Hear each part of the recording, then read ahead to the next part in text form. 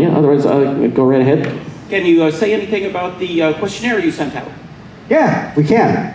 So, who here took the questionnaire about 2027 and beyond?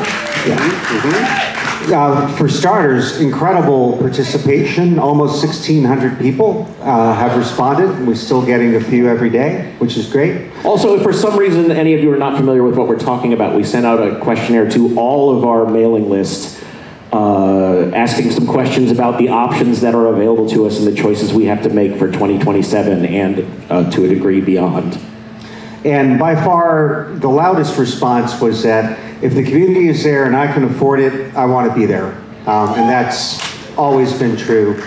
Beyond that, and preferences, it's honestly all over the map.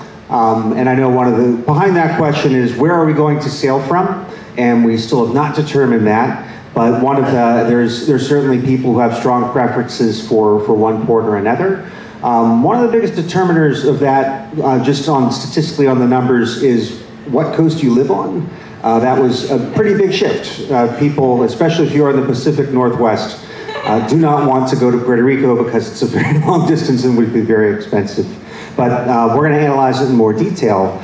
But in all, we feel like we really want to make sure we keep this to be as affordable as we can, while at the same time being mindful of people's particular preferences.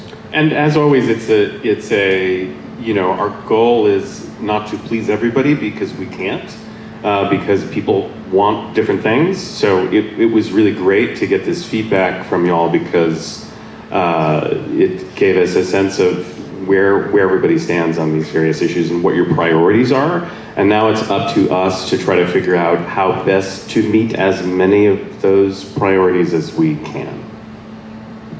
And we don't make it sound like we're totally equivocating and getting defensive ahead of time. It is just, we really face a lot of competing concerns, and we understand that. I'd like to mention a couple of things while we are here that came out of that survey, because we've learned a few things as well in the same time span. For example, we were offering the options of, say, sailing out of Seattle or other alternate ports.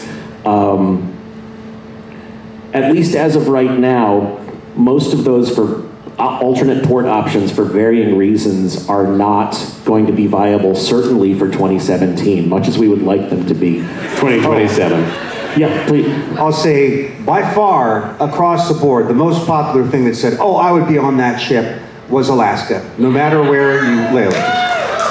I'll say, last week we got a quote for Alaska. I'm not going to share the actual number, but it was almost twice as much as any other ship we could get. Yeah, Alaska cruises are very, very popular as they are. So there's a reason you see almost no full ship charters on Alaskan cruises, put it that way. And the reason really is because the cost to charter a ship on one of those routings is extremely high, such that we would, without even looking at gaming out all the specifics, we know so many people would be priced out of attending JoCo Cruise.